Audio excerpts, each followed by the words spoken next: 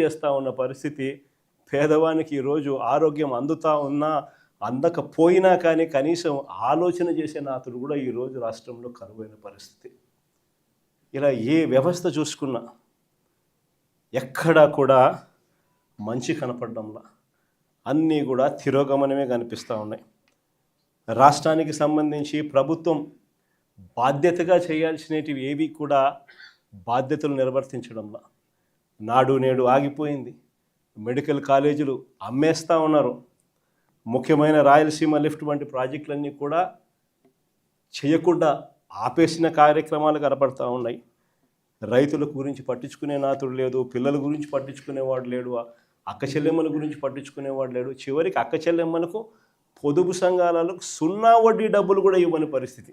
స్కీములు కదా దేవుడు ఎరుగు, కనీసం 0 వడ్డీకి డబ్బులు కూడా ఇవ్వని పరిస్థితిలోకి అక్క చెల్లెమ్మలు మొత్తం నిర్వీర్యమైపోయిన పరిస్థితులు ఈరోజు రాష్ట్రంలో కనిపిస్తూ ఉంది.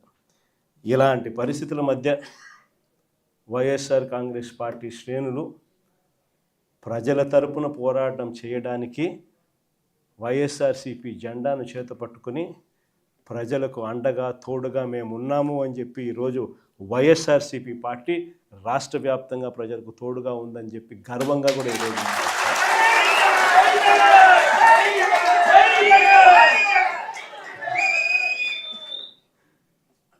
ఇలాంటి పరిస్థితుల మధ్య చూస్తా కన్ను మూసుకొని కన్ను తెరిసేసరికి ఇక సగం టర్మ్ అయిపోయింది.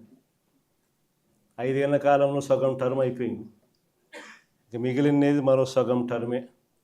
ఈ సగం టర్మ్లో కూడా ఇంకొక సంవత్సరం దాటితే రేపు సంవత్సరం చివరిలోకి వచ్చేసరికి నా పాదయాత్ర కూడా స్టార్ట్ అవుతుంది.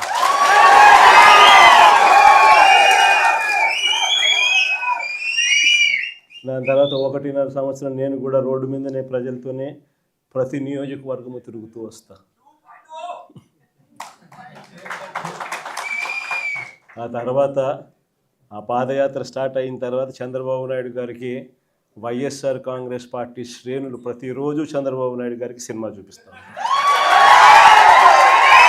చంద్రబాబు నాయుడు గారికి మోస్ట్ ప్రాక్టికల్ సొల్యూషన్ ఇచ్చినాం మనం. అయ్యా చంద్రబాబు గారు, రాష్ట్రానికి ఇప్పుడే కాదు, మీరు చేస్తూ ఉన్న చర్యలతో రాష్ట్రానికి ఎప్పటికీ క్యాపిటల్ లేకుండా చేస్తూ ఉన్నారు. అలా చేయడం వల్ల రాష్ట్రానికి అసలు క్యాపిటల్ అనేది ఉండదు మీ వల్ల. దయచేసి ఇది మానుకోండి. అమరావతి అని చెప్పి నువ్వు రైతులను మోసం చేస్తూ ఉండవు, అమరావతి అని చెప్పి నువ్వు ప్రజలను మోసం చేస్తూ ఉండవు. ఆ అమరావతిలో రోడ్లు వేయడానికే, కరెంట్ వేయడానికే, డ్రైనేజ్ వ్యవస్థ నెలకొల్పడానికే, నీళ్ళు ఇవ్వడానికే, ఇలాంటి బేసిక్ వసతులు కల్పించడం కోసమే నువ్వంతటి నువ్వే ఎకరాకు 2 కోట్లు ఖర్చు అవుతుంది అని చెప్పి నువ్వంతటి నువ్వే సెంట్రల్ గవర్నమెంట్కు డిపిఆర్లు ఇచ్చినావు, నువ్వంతకు నువ్వే బ్యాంకులకు డిపిఆర్లు ఇచ్చినావు. ఈ లెక్కన 50,000 ఎకరాలకే 1,00,000 కోట్లకే దిక్కు లేదనుకుంటే మరో 50,000 ఎకరాలని చెప్పి నువ్వు మళ్ళా వచ్చి మళ్ళా తీసుకుంటూ 1,00,000 ఎకరాల అమరావతి అని చెప్తూ ఆ 1,00,000 ఎకరాలకు 2,00,000 కోట్లు తేవాలి అని అంటే ఆ 2,00,000 కోట్లతో నువ్వు నిరంతరం రోడ్లు వేస్తూనే ఉంటావు, నువ్వు నిరంతరం కరెంట్ ఇచ్చే కార్యక్రమమే జరుగుతూ ఉంటుంది, నువ్వు నిరంతరం డ్రైనేజ్ పనులే చేస్తూ ఉంటావు, నువ్వు నిరంతరం నీళ్ళు ఇచ్చేదానికోసమే నువ్వు అవస్థ పడతా ఉంటే ఇక రాజధాని ఎప్పుడు వస్తుంది? ఎన్ని దశాబ్దాలు పడుతుంది? ఇప్పటికే 12 ఏళ్ళు అయిపోయింది 2014 నుంచి ఇప్పటికే దిక్కు దివానం లేదు. ఇంకా ఎన్ని దశాబ్దాలు పడుతుందో తెలియదు. డబ్బంతా రోడ్లకే ఖర్చు అవుతుంది, డబ్బంతా కరెంట్ ఇవ్వడానికి ఖర్చు అవుతుంది, డబ్బంతా డ్రైనేజీలు పెట్టడానికే ఖర్చు అవుతుంది. ఇంకా ఎన్ని దశాబ్దాలు పడుతుందో. ఆ దశాబ్దాల కాలంలో ఈ 2,00,000 కోట్ల విలువ పూర్తి చేయడానికి 4 లక్షలు అవుతుందో 10 లక్షల కోట్లు అవుతుందో. చివరికి 12 ఏళ్ళ తర్వాత కూడా ఈ పొద్దు రాష్ట్రానికి రాజధాని లేదు. ఇంకా 20 ఏళ్ళ తర్వాత కూడా మన పరిస్థితి ఏమిటి అంటే అప్పుడు కూడా రాష్ట్రానికి రాజధాని కనిపించదయ్యా. అయ్యా చంద్రబాబు, ఇది మానుకో. ఆ 2 లక్షల కోట్లలో 10% పెడితే చాలు, 10% పెడితే చాలు. మేము ఇంతకుముందు మంచి ఆలోచన చెప్పినా నేను నీకు. ఇంతకుముందు ప్లాన్ ఏ కింద రాష్ట్రంలో అన్నిటికన్నా పెద్ద సిటీ విశాఖపట్నం, దాంట్లో పెడితే అసలు ఎటువంటి ఖర్చు అవసరం లేదు.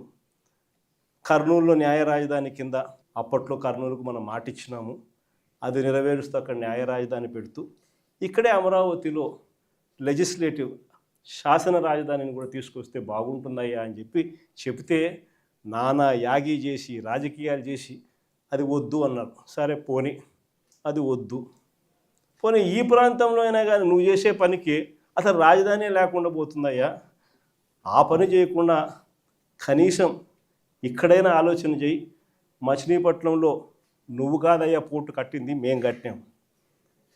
మచిలీపట్నంలో పోర్టు మనం కట్టాం, మన హయాంలోనే మనం భూములు తీసుకుంటాం, మన హయాంలోనే మనము అనుమతులు తీసుకొచ్చినాం, మన హయాంలోనే మనం ఫైనాన్షియల్ క్లోజర్ చేసినాం, మన హయాంలోనే మనం బ్యాంకులతో నీట్గా టైఅప్ కూడా చేసి స్టార్ట్ చేసి 30-40% వర్కులు కూడా పూర్తి చేసినాం మన హయాంలోనే. ఆ పోర్టు అయిపోతుంది. మచిలీపట్నం నుంచి విజయవాడకు కేవలం 70 కిలోమీటర్లు, విజయవాడ నుంచి గుంటూరుకు మరో 40 కిలోమీటర్లు, మొత్తం ఈ 110 కిలోమీటర్లు హైవే ఉందయ్యా. విజయవాడలో ఇంటర్నేషనల్ ఎయిర్పోర్ట్ ఉంది, మచిలీపట్నంలో పోర్ట్ వస్తూ ఉంది. ఈ హైవేకి అటు ఇటుగా ఎక్కడ నువ్వు కట్టే ఆ బిల్డింగులు ఇక్కడ కడితే దీన్నే మచిలీపట్నంలో నుంచి విజయవాడలో నుంచి విఐ, గుంటూరులో నుంచి గన్ను, మావిగన్ అని చెప్పి ఈ 110 కిలోమీటర్లు ఈ ఎకనామిక్ కారిడార్ కింద, క్యాపిటల్ కారిడార్ కింద డిక్లేర్ చేసి ఆ కట్టే బిల్డింగ్లు ఆడ కట్టుకోకుండా ఇక్కడ కట్టయ్యా. 2 లక్షల కోట్లలో నువ్వు పెట్టే అమౌంట్లో 10% ఇక్కడ పెడితే చాలయ్యా. ఆ రోడ్ల కనెక్టివిటీని కొంచెం ఇంప్రూవ్ చేస్తే చాలు, బ్రహ్మాండమైన రాజధాని ఇక్కడే తయారవుతుంది. డే 1 నుంచే రాజధాని వస్తుంది, ఒక గ్రోత్ ఇంజిన్ తయారవుతుంది. కనీసం 20 ఏళ్ళ తర్వాత అయినా మన పిల్లలు ఉద్యోగాల కోసం ఎక్కడికెక్కడికో పోవాల్సిన అవసరం లేకుండా మా మావిగంలోనే ఉద్యోగాలు దొరుకుతాయ్యా అని చిలకకి చెప్పినట్టు చెప్పినా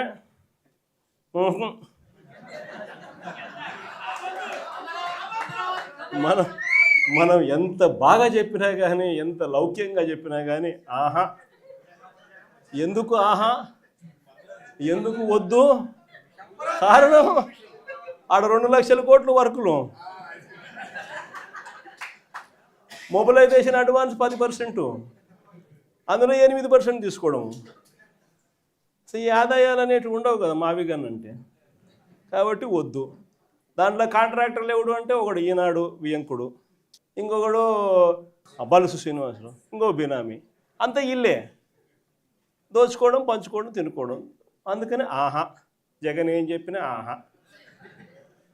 ఇంకొక ఆయన ఆంధ్రజ్యోతి